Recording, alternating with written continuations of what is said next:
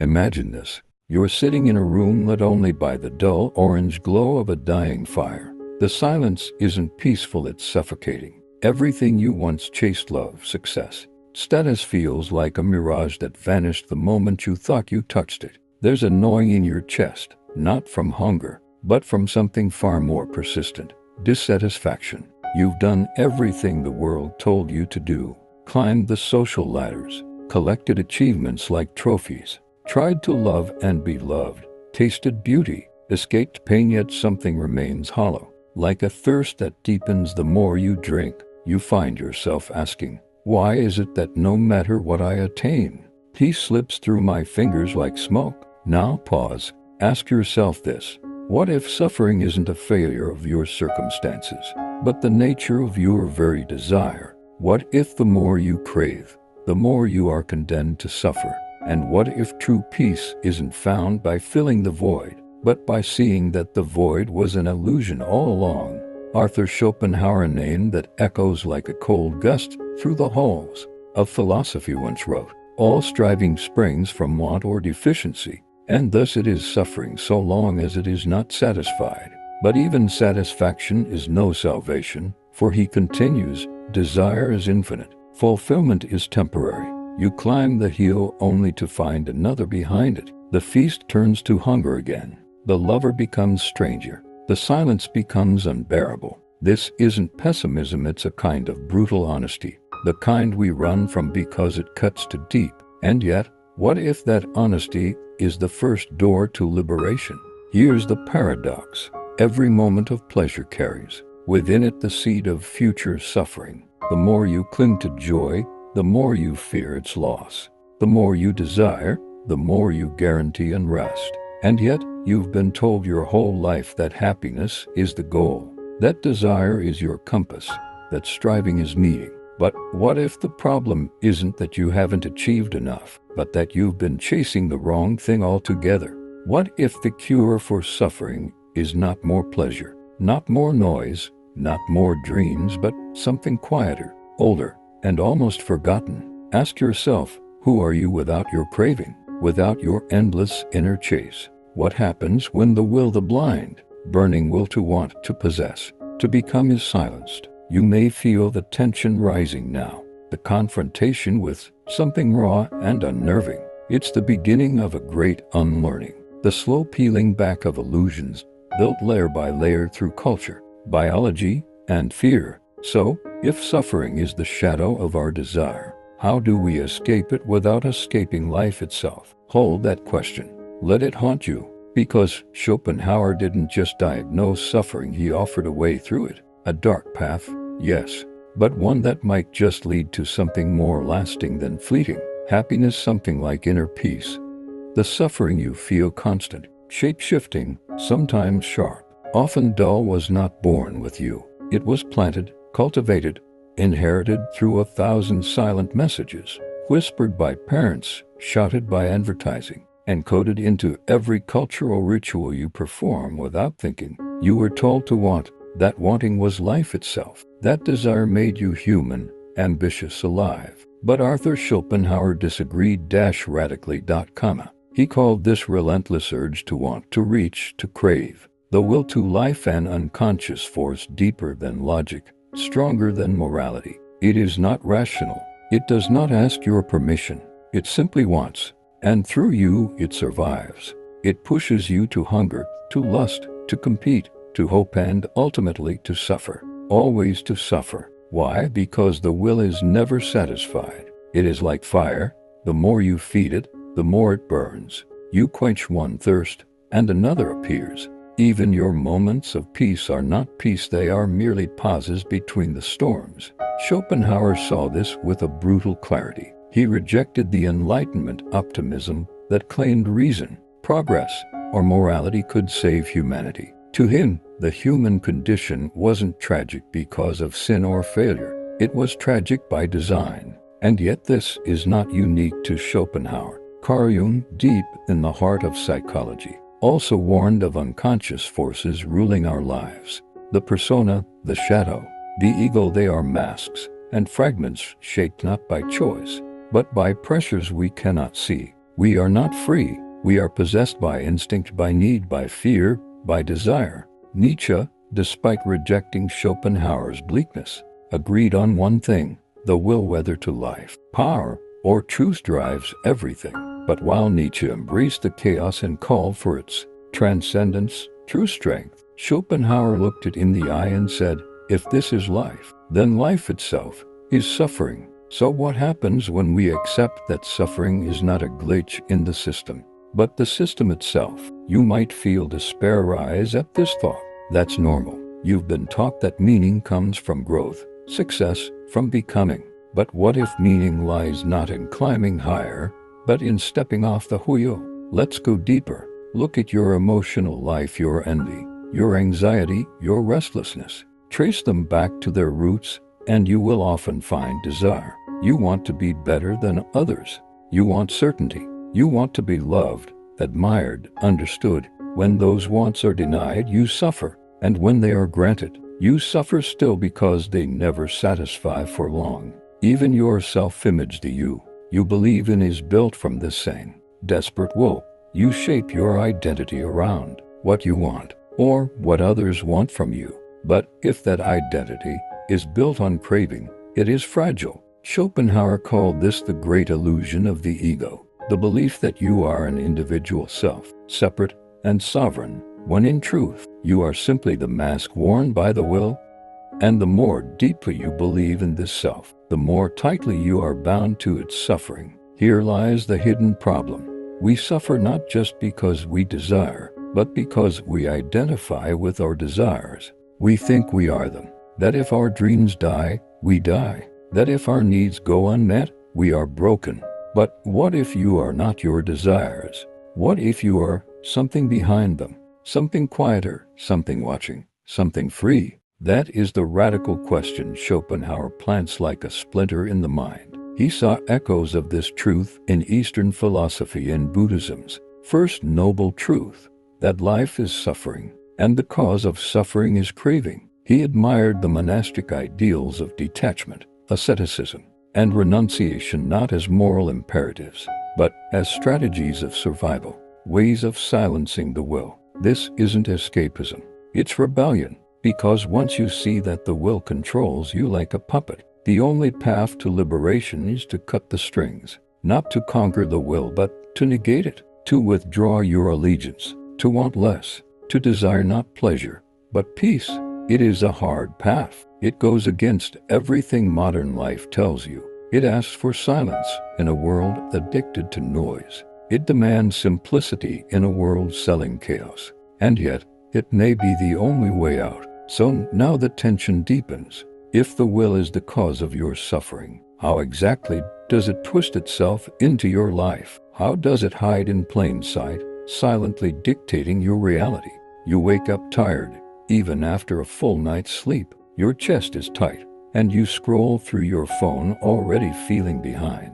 The images blur together lives better than yours, people happier, richer, freer. But you can't look away. Why? Because you're not chasing pleasure anymore. You're avoiding pain, a pain so familiar you no longer notice it like a constant background hum. But it's there, and it's not coming from the outside. It's coming from the will, hiding in plain sight. Schopenhauer warned that the will to life doesn't simply push you toward desire. It distorts your entire perception of reality. It becomes the lens through which you see the world, making everything either a tool for gratification or a threat to your comfort. Nothing is neutral. Everything becomes charged with hope or dread. You don't love people, you need them. You don't pursue meaning, you pursue validation. Even your moments of generosity or creativity are often contaminated by hidden expectations, admiration, gratitude, recognition.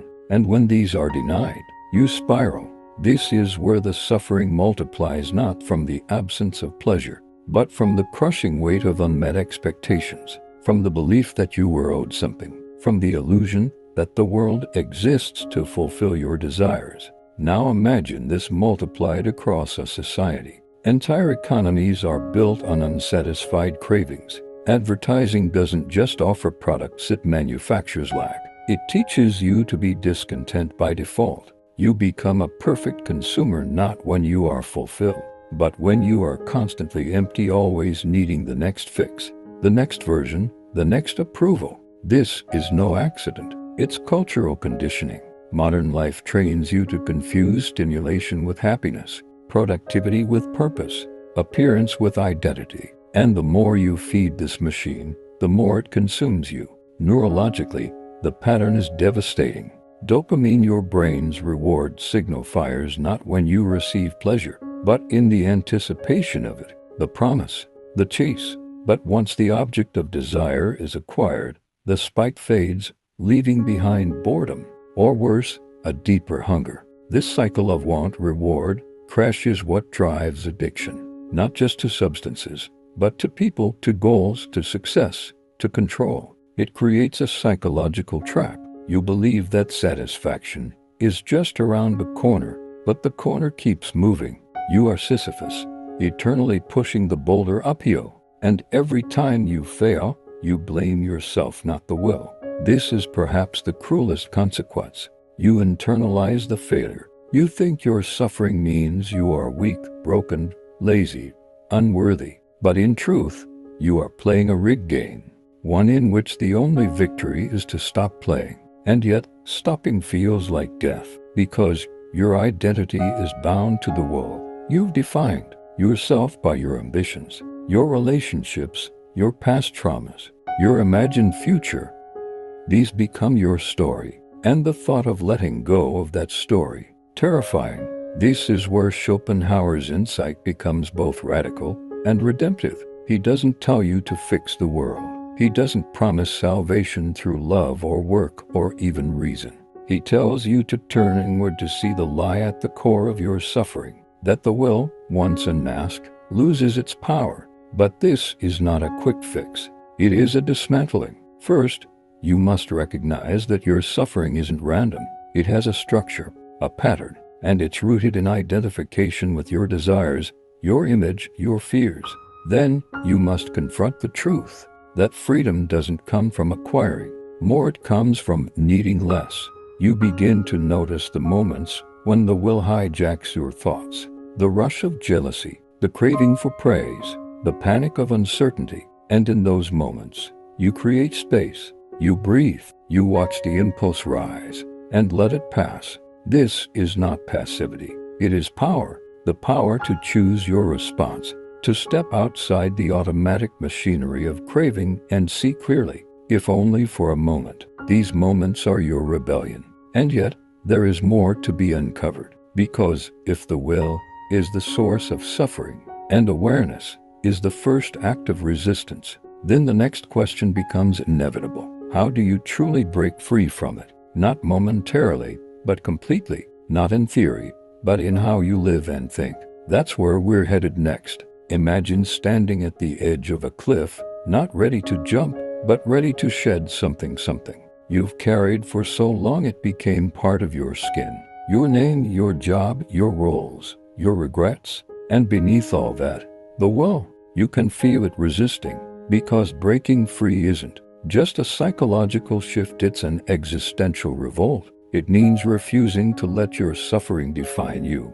It means no longer obeying the hunger for more. But here's the paradox. You must use the will to transcend the will. This is where most people get stuck. They try to will themselves into peace. They force detachment. They make letting go into another item on their to-do list. But Schopenhauer offers something different, not a technique, but a posture, a stance toward life that is radically quiet, inward, and honest. It begins with negation. To rebel against the will, you must deny its commands, not repress them, see them, sit with them. Let the wave of desire pass without chasing it. This is not repression, nor is it nihilism. It's lucidity. And in that clarity, something strange happens. The craving dissolves. You begin to realize that much of what you thought you needed, you don't. And what you feared losing, you never truly had. This is what Schopenhauer called resignation, but not in the sense of defeat. It is a spiritual withdrawal from the madness of striving. This is the first door to freedom. But resignation alone is not the full cure. If you simply withdraw into nothingness, you risk despair. So, here's the next paradox. Freedom is found in the right kind of suffering. Instead of chasing pleasure or fleeing pain, you lean into the reality of existence itself. You create art, not to be admired, but to express the ineffable. You practice compassion, not to be praised, but to transcend the ego's prison. You embrace asceticism not to punish the body, but to free the soul. This is where the rebellion turns mystical. Schopenhauer admired Eastern traditions like Buddhism and Hinduism for this reason. He saw in them a deeper wisdom, the idea that liberation doesn't come from reshaping the world. It comes from reshaping your relationship to it. This echoes the idea of non-attachment, the art of caring deeply without clinging. You love without possession. You create without ego. You suffer without identity. And slowly, a new kind of strength emerges, not loud, not performative, but quiet and rooted. The strength of a person who no longer needs the world to validate their worth, who no longer defines success by external markers, but by the depth of their awareness. But let's not romanticize this. This rebellion is not glamorous. It's lonely. It's often misunderstood. In a world that worships productivity, ambition, and stimulation, choosing stillness is heresy. You will be called lazy, detached, not hungry enough. But what they call laziness, Schopenhauer called wisdom. The wisdom to stop running. This is the secret of the sage, the monk, the mystic. They are not above life, they have simply pierced its illusion. They have learned that by silencing the will, even briefly, you can experience something deeper than pleasure, tranquility. And from this tranquility comes a subtle joy, not excitement, not the highs of dopamine, but something softer, something unshakable, the kind of joy that remains even when everything else is taken. Here lies the true rebellion, not in overthrowing governments or dismantling systems, but in dismantling the internal tyranny that enslaves you to desire. To want less is to own more of yourself, to choose silence over noise, restraint over indulgence, awareness over reaction. That is the revolution Schopenhauer offers. But if you follow it far enough, if you keep stripping away all that is false, all that is driven by the will, you will eventually confront a terrifying and beautiful possibility. What remains when all wanting is gone? Who are you without the will? This is not a rhetorical question. It's the doorway to the final and most powerful realization, one that goes beyond psychology or philosophy, one that lives in the quiet spaces between thoughts. And it's where we go next. Imagine silence, not the absence of sound, but the absence of need.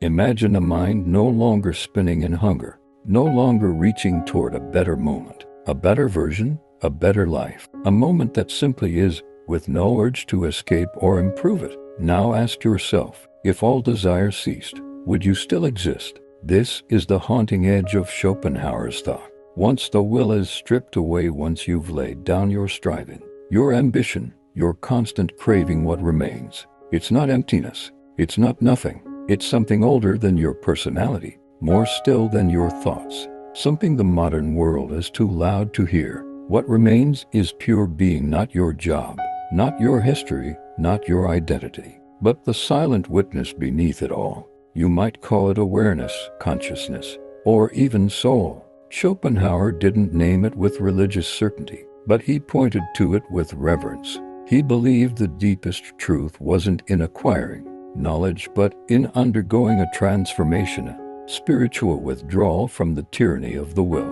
And in that withdrawal, the true cure is revealed. The end of suffering is not found in control, but in surrender. You don't end suffering by mastering the world. You end it by no longer needing the world to complete you. But here's where things get even more radical. In many ways, suffering is the mirror. The pain you feel isn't just random. It's the echo of the will, the friction between what is and what you think should be. And when you stop resisting reality, when you stop screaming for more, you begin to see that suffering has always been your teacher. It pushed you to the edge of yourself. It forced you to look beyond comfort. And in doing so, it offered you the very path to transcend it. The same will that created the pain, if denied, becomes the doorway to peace. It's like fire, destructive when uncontrolled, purify when understood. And now, after this long unraveling, you are left with the insight that few dare to accept. You were never your suffering. You were never even yourself. You were the witness, the observer behind the veil of ego and pain. You were always more than what the world told you to be. And Schopenhauer's dark brilliance lies in how he used suffering, not as a source of despair but as a path to liberation. Yes, the world is filled with tragedy. Yes, the will stirs endlessly. But no, you are not condemned to obey it. You can step outside. You can become the one who sees, not the one who craves. And in that seeing, you reclaim something sacred. Stillness, not a passive, numb stillness, but the profound silence of a person who has faced the abyss and no longer fears it. The stillness of someone who doesn't need more to feel whole. That is freedom. And that is the essence of Schopenhauer's cure, not to fix the world, but to fix our relationship to it. Not to become gods of control, but monks of perception. Not to win the game, but to see the game for what it is. A loop of endless craving that we can exit at any time, if only we dare. So now the question becomes, will you dare to walk away from the chase, even as the world tempts you back into it? Will you dare to live in quiet rebellion, while others shout their desires into the void? Will you dare to suffer consciously until you no longer suffer at all? This isn't a prescription. It's not a self-help trick or a 10-step plan. It's a confrontation with truth. And once seen, it can't be unseen. You are the silence beneath the will. You are the space between desire and action. You are what remains when the fire burns out. So stop chasing. Stop fighting. Let the will fall silent. And in that silence, you will meet the one you've been looking for all along. Let this truth haunt you. Let it comfort you. Let it dismantle the false walls you've built around your pain.